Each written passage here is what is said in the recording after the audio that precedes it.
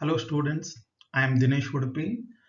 With this session, let us start with the study of ethology, the animal behavior part from molecular biology, evolution and ethology paper of the 6th semester. This is session number 43, and in this session we are going to study some basic definitions and examples of animal behavior. What is ethology? Ethology is the study of animal behavior. The branch which deals with the study of animal behavior is called ethology. What is behavior? Uh, it's very difficult to define, give a definite definition for behavior, but broadly we can define behavior in many ways. Behavior is an observable response of an organism to external or internal stimulus. This is what you can say about the behavior. So behavior is nothing but response of an organism to a stimulus. The whole idea of behavior of an animal stands on two things. It depends upon two things: stimulus and response. So responding to a stimulus is the characteristic feature of the living thing. Non-living things do not respond, uh, basically. So living things have this ability to respond to a stimulus. So this behavior of responding to a stimulus is called behavior. So that property is called behavior. That thing is called behavior. Any evolved adaptive action or activity of an organism that interacts with the environment. It is not a simple byproduct or side effect of activity. It is called behavior. So, behavior is evolved adaptive action. So, this is a pattern which has evolved during the course of evolution. It is not a simple byproduct or effect of activity, right? So, that is how we need to understand the animal behavior. The behavior of the organism is a fundamental property, and it ranges from simple response in bacteria to intricate social interactions of human beings. So behavior patterns are very simple in lower organisms like bacteria and protozoa, right? So protozoa like amoeba, it will try to move away from say intense light. So that is also a behavior. And you think of the most complex behaviors in the human beings. Humans are also animals, protozoans are also animals. So the behavior patterns may be very simple in lower organisms, and they may be very complex in higher animals like the mammals or humans in particular. Compared to other fields of biology, study of animal behavior is little bit different because most of the concepts are theoretical here. Of course, for every theoretical aspects, we can have an experimental proof or experimental setup by which we can prove the theories. But it is not like other subjects where we have discrete objects and structures, etc., by which we can explain. So what is the animal behavior? As we already discussed in the last slide, the response of the organisms. Now the question is, why do the organisms respond to a stimulus? During the course of evolution, not the evolution, you think of the origin of life and evolution of life, the primary aim of the organisms is to survive. So survival is the main thing. So each and every organism wants to survive, and each and every species wants to survive and continue in the nature. So that's what Darwin told in his theory of natural selection. So to achieve the survival, to survive in the nature, the organism has to interact with the nature. To survive, it has to obtain food, And to continue its generation, it has to find mate, and it must succeed in mating. It has to produce the offsprings, and to survive, it has to avoid extreme environmental conditions. It has to find favorable conditions. It has to fight with the enemies. It has to predate. If it is a predator, it has to find its uh, food. It has to hunt the things like this. Every organism to survive has to do some activities, has to perform some activities. So this ethology or animal behavior is such a big topic. Broadly, you can say each and every activity of the organism can be considered as the behavior, because you just think of it. Each and every activity of an organism is aimed at its survival. Directly or indirectly, it is nothing but the survival and continuation of the generation by means of reproductions. So that's why the study of ethology is sometimes more, it appears more conceptual than the practical thing. As I already mentioned, for every concept, we can develop an experiment and we can provide the proofs. But study of animal behavior is uh, comparatively interesting, because animal behavior includes human behavior also. So we are always interested in understanding the behavior, of course, of other individuals. We are more interested in understanding the behavior of other individuals because we want to take advantage of the knowledge of the behavioral patterns of other individuals. So, but studying and understanding animal behavior is also very important, because it has its own significances in the biology and welfare of animals or something like that. As we already discussed, ethology is the branch of biology which deals with the study of animal behavior. The behavior uh, includes all types of activities like eating, running, sleeping, attacking the other animals, producing sound, flying, swimming, etc. And as we discussed, the activities, all the activities have survival value of the individual, of the species. And all the activities are actually the byproducts of the selection process during the course of evolution. We are going to study the learned behavior in detail later, but still, in this session, let us try to understand the meaning of the word learning. What is learning? Learning is alteration of behavior as a result of individual experiences. When an organism can perceive and change its behavior, it is said to have learned. The animal starts with a particular pattern of behavior, and then it interacts with environment. It perceives some factors in the environment, or whatever it is interacting with. Then it changes its pattern of responses. So this change in the pattern of responses due to the due to the interactions with the uh, stimulus,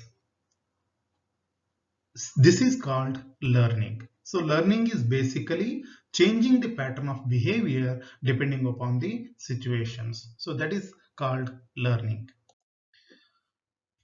Innate behavior. Let's start with the study of innate behavior. Innate behavior is the behavior of the animal that comes by birth. Animals, all animals are born with some patterns of behavior which they can show without learning. So all those behavioral patterns which the animal shows, animal exhibits without the learning in its lifetime, they can be considered as the innate behavior. These behaviors are not learned by the animal during its lifetime. That is the difference. You can think of two behavior patterns. One, it is born with the basic patterns of behaviors which it is born with, they form the innate behavior. And specific behavioral patterns which it learns during its lifetime, they can be considered as learned behaviors.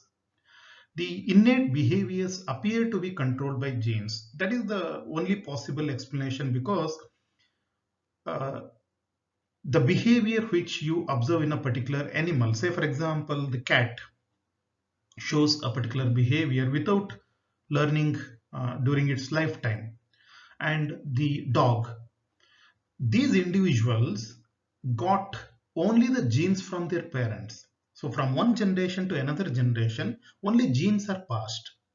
So nothing else.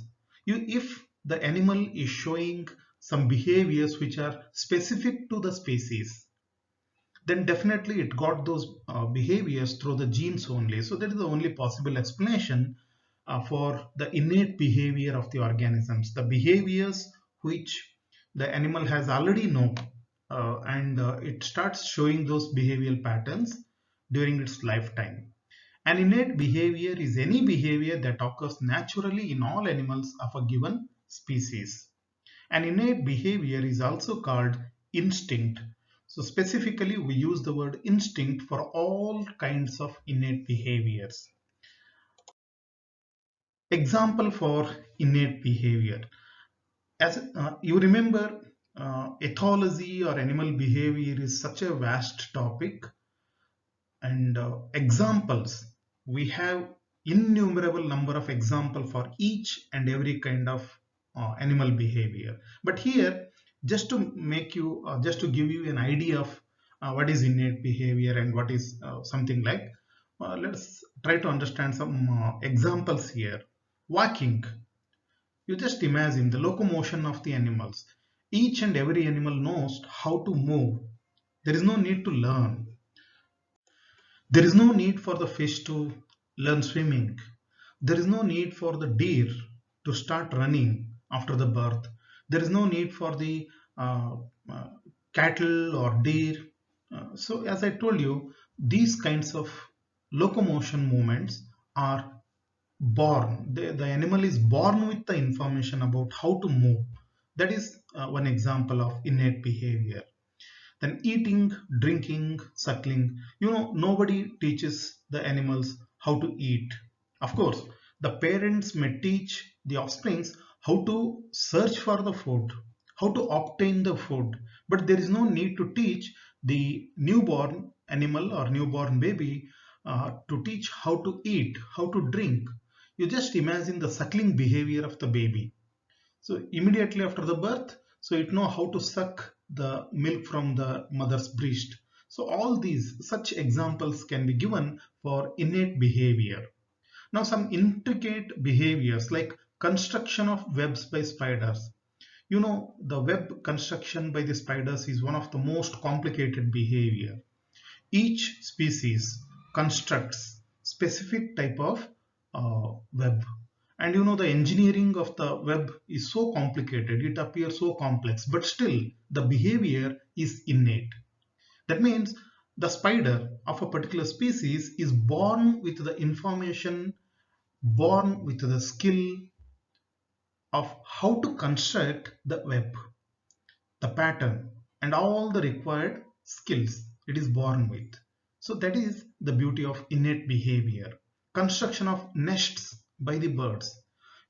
Birds construct nests to lay the eggs and to protect the newborn babies, the young ones, the birds which are not yet able to find their food and not yet able to fly. The nests, the variety, the diversity of nests is so much. Different birds build different kinds of nests. The nest of crow is different, the nest of weaver bird is different. Some nests are very complicated, some nests are very simple. Whatever it is, all the birds, I mean the birds which show the nest behavior or nest construction behavior, they are born with that information. They don't learn it during their lifetime, right? So you compare it with the human beings. Human engineers are capable of constructing houses, but you have to learn.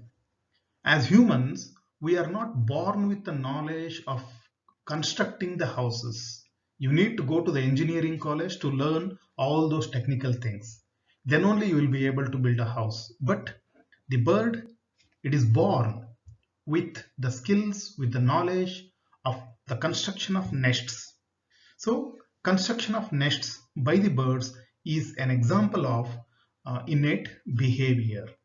Spinning of cocoons by the silkworms. It is one example. You know, most of the insects, many insects show this behavior of construction of cocoons. The silkworm knows how exactly to construct a cocoon around itself. Nobody is going to teach it. So dolphins leaping from water. This is just one example. So dolphins, you know, they leap out of water. They do it instinctively, or the behavior is innate. That's about the innate behaviors. As I told you, we can go on giving examples and the time will not be sufficient. Taxes, movement behavior that involves movement towards or away from a stimulus. So taxis is a type of behavior where the animal moves towards a stimulus or away from the stimulus. That kind of behavior is called taxis behavior. Now, the taxes may be positive or negative. Say, for example, stimulus like light. Uh, I will take the example of a very simple organism like amoeba or paramecium. So, paramecium shows a taxis behavior. So it has the affinity to move towards low intensity light. If you increase the intensity of light, it will move away from the that light. So intensity of light is the source or the stimulus. So if you increase it, it will move away. That is called negative taxis. If it moves towards the source, that is positive taxes. So the movement of the organisms towards or away from a stimulus can be considered as taxes. Now, what are the stimulus types which cause this type of taxes? It may be light, it may be chemical, gravity, water, pH level, concentration of some kind of chemicals in the water, then intensity, sound. So like this, we can go on giving the example of stimulus to which the animals either show the positive taxes or negative taxes. For example, phototaxis is the movement shown towards or away from the light. Chemotaxis towards or away from the chemical. Geotaxis towards or away from the gravity. So like this, different animals show different types of taxes. So I hope you understood the concept of taxes. It is nothing but the movement of animals towards or away from the source of a stimulus. Then there is one more word called reflex. So a reflex is a simple inborn automatic response by a part of the body to a stimulus. At its simplest, a reflex involves receptor and sensory neurons and an effector organ. As I already mentioned, behavior is a response to a stimulus. Now, how it works? In brief, I just want to tell you the physiology of this stimulus and response. Say, for example, a stimulus like light or the stimulus like the pressure. So, who is going to perceive that stimulus? Sense organs. Now, where are the sense organs? Sense organs are situated in different parts of the body, especially in the head region. You take the example of human being only. We have eyes to sense the light. We have ear to sense the sound, nose to sense the smell, and tongue to sense the taste, and the skin. The skin which is capable of sensing the pressure, temperature, etc. So these are the sense organs. Now, the animal is going to identify the stimulus through the sense organs. From the sense organ, it goes to the brain, right? And who is taking those messages? The nerves. The stimulus through the sense organ, it will reach the brain through the neurons, I mean the nerves. The brain is going to interpret and then it takes a decision. So the decision of response, how to respond. And that response has to be achieved through some other parts of the body. Say, for example, if I want to move away from heat, so heat is perceived by my skin. The message goes to the brain. Brain decides that now we have to move away from the heat. Then muscles, the message go to the muscles so that the body moves away from the source of heat. So this is how this you can consider as a circuit. This is how it works. Now the problem is the message going to the brain and brain analyzing the situation and then giving orders to some effector organs. It takes time. There are some conditions, there are some situations where if the reaction is delayed, if the response is delayed even for a few seconds, even for a second, then it may be very dangerous for the animal. In such cases, the animal shows reflex, right? So reflexes are simple, inborn, automatic response by part of the body to a stimulus. A very interesting thing is this is also a response to a stimulus, but brain is not involved. Brain is not directly involved. I'll tell you the example in the next slide and you will understand it. Take this example of, take this example. Uh, Imagine there is a candle which is burning and knowingly or unknowingly, uh, you will reach out to the flame, right? So you just think of the situations when we touch the hot pan, the hot uh, utensil or hot object. What happens? You will remove your hand immediately. You do it without thinking. So that is called reflex, right? So because the object is so hot, if it is delayed even for a second, it will damage the tissues. It will cause some damage to your body. So therefore, your hand is removed without you thinking. So you will remove your hand without thinking. So if when you step on a sharp object like needle or thorn, your leg will come back immediately. So without the thought, you will do it. And the response shown to some sudden sounds. So they are all reflexes. How it works, the message from the sense organ goes to the spinal cord. Spinal cord has some centers, right, like ganglia, and there the decision is taken. It is not the decision, it is just the order. Immediate order is given, and then the message goes to the brain that this thing has happened. The difference is the message goes to the brain after the completion of response because there is an urgency. There is no time for sending the information to the brain and brain analyzing the situation and giving orders and then passing the orders in the form of action. No, the time is not there. Therefore, the quick response. This is the shortest and quick response to save the body from harm. So that is called reflex. There are so many examples for reflexes. Here, blinking of eye.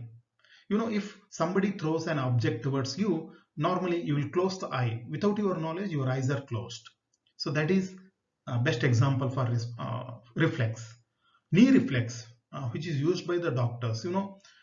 If the wooden hammer is used to tap on the knee and your leg shows the response. So that is knee reflex, which is used by doctors. And removing hand from hot object, the example which we studied right now. Then reaction to sudden sound and sight. We have the behavior of reacting to sudden sound and sight. That's what happens when you go for observing horror movies. Horror movies, what they use, the technique they use is sudden sound and sudden sight. Suddenly a ghost appears on the screen and you show some reaction. There is silence and suddenly they put some sound because that is our innate behavior. We have that innate behavior of showing sudden response to a sudden sound. Now, what is the significance of this reflex? As I told you, in case of removing the hand from hot object, what is the significance? The body is trying to protect itself from the harm. Now think of the response you show to the sudden sound. Okay, when you hear a sound suddenly, normally you jump or you move away from something like this. The body shows some startling movements. This has significance. It has survival value. Think of a deer in the forest. It is eating some grass, all right? And there is a tiger which is trying to attack this deer. You know, the tiger will not approach producing sounds and other things. So it will approach the deer as silently as possible because it wants to leap on the deer from a very near distance to increase the chance of hunting it. So deer, when it hears that sound, right? So there is no time for the message to go to the brain and brain deciding that the tiger has come, it is going to leap on you. Now the muscles, you start running. No, if it works like that, then the tiger will attack. The tiger will jump on the deer and it will kill it. So without sending the message to the brain, the deer jumps when it hears the sudden sound. So uh, jumping away from the source of sudden sound has survival value, right? Don't get ashamed. So when you are sitting silently and when you are studying, somebody comes behind you and claps and you jump away and he starts laughing. No, it is not a laughing matter. That means you have that behavior, that innate behavior which has survival value. It is not a thing to be ashamed. So quick response, it is protection against the harm. That's what I tried to explain. As I told you, animal behavior is a conceptual science and it requires a lot of explanation. That's why this topic is dragging too much. I hope you are not getting bored. So let us move on to the study of next concept. Instincts. Instinct, as I already told you, innate behaviors are generally called instinct behavior. Instinct is generally described as patterns of inherited preset behavioral responses which develop along with the developing nervous system. So instinct behaviors are the behavior patterns which the animal is born with. Instinct behaviors are genetically inherited characteristics that impel animals to behave in a certain fixed way. It is also referred to as fixed action pattern, FAP. The instinct behaviors has a fixed pattern. That means all the members of a particular species show a typical response pattern, right? If you have 100 individuals belonging to the species, they will show same response. Therefore, this instinct is also called fixed action pattern. For example, the courtship display and mating in most animals. You know, courtship behavior is one type of animal behavior where normally the male shows some behavior patterns to attract the female. Each and every animal group has different kinds of courtship behavior. Say for example, in case of birds, singing by the male is an example of courtship behavior. Dancing by the male peacock and some birds of paradise, you know, they show such beautiful dance patterns, right? So the male peacock dancing is also an example of courtship behavior. This behavior is instinct behavior, right? And feeding patterns, you know, different animals have different feeding patterns. Depending upon the type of food they consume, all those feeding patterns can be considered as instinct behaviors. Then, as I already given example for innate behavior, nest building, parental care behavior, which we are going to study in another session in detail. The parental care behavior, singing, wings cleaning by the birds, territoriality. You know, many animals have territorial behavior. They will try to protect their territory. That is innate behavior, aggressive behavior, construction of web by spiders, construction of nest by birds. So these are the examples of instinct. Now, how you have to identify the instinct? A particular type of behavior which is fixed for a species. Say, for example, weaver bird. It constructs a very beautiful nest. Now, all members of weaver birds, all individuals of that species construct same type of nest. It is not like human beings. I have constructed my house in one pattern and my friend has constructed his house in a different pattern. No, weaver birds construct their nest in a similar way. Of course, different species birds construct different type of nests, but here I am talking about the individuals belonging to the same species showing same type of response because it is instinct behavior and it is part of innate behavior. It is genetically controlled. Since all the members of a species carry same type of genes, they show same pattern of behavior. Then lastly, let us move on to understand a concept called motivation, right? Since you are listening to this video for a long time and I have to motivate you to move on to two more slides, right? The term motivation defines some kind of internal variable which influences the relationship between stimulus and response. Motivation was previously described as drives. Now, the word is very simple. Of course, we all know the meaning of motivation. In schools and colleges, we are all taught by our teachers that you must be motivated to achieve a goal.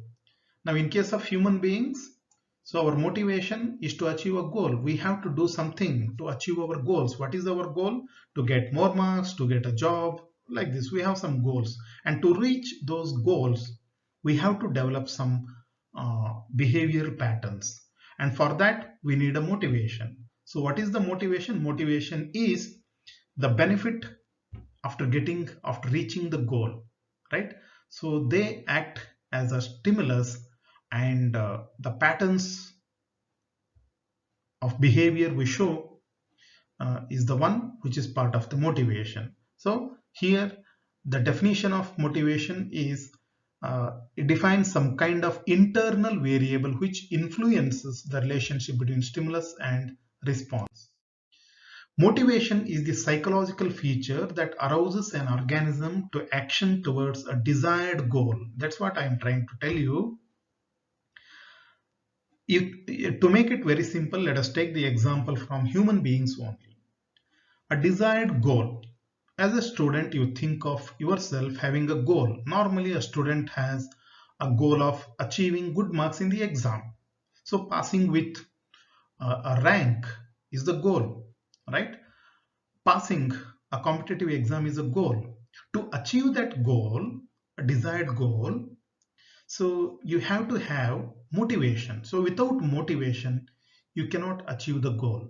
So your behavior pattern is decided by the motivation, and motivation has the end point of a goal, and it sustains certain goal directed behaviors. Since you have a goal, your behavior pattern is changed, and these patterns are goal directed, right? Say, for example, if I want to pass a competitive exam, then I will be reading the materials or I will be doing the activities which help me to pass the competitive exam. And if my goal is to become a scientist, my activities will be different, right? So the behavior is goal directed. What type of goal it has? So according to that, the behavior patterns change. So that's how the motivation works. For instance, an individual has not eaten. Uh, I have given the example which is very complex, and let us come to the simple example. An individual has not eaten. He or she feels hungry. If you have not eaten food for a long time, then you start feeling hungry. And as a response, he or she eats and diminishes feelings of hunger. Now, eating food becomes the goal of a hungry person. If you are hungry, your first goal is to get the food and then eat it. Now, you are hungry and you want to eat food. To eat food is your goal, but to get that food, you have to show some behavioral patterns. The animal has to show some behavioral patterns. So, the motivation is to get that food. So like this, desired goal and goal directed behaviors is the characteristic feature of the motivation. Now, many approaches to motivation. Motivation may be physiological, behavioral, cognitive, and social. Motivation topic itself is a very big thing. Here, we are just trying to understand the definitions and some basic pattern of the words. So lastly, this is a revision part. So in this session, which took a little bit time, so we understood what is animal behavior and what are the different patterns. In this session, we mainly concentrated on the innate behavior, the behavior patterns of the animals uh, with which the animal is born, the behavior patterns which are genetically controlled, then the behavior patterns which are not learned during its lifetime. So that's about this particular session, and in the forthcoming sessions we will try to understand, we will learn the advanced concepts or the other things of the ethology or animal behavior. Thank you.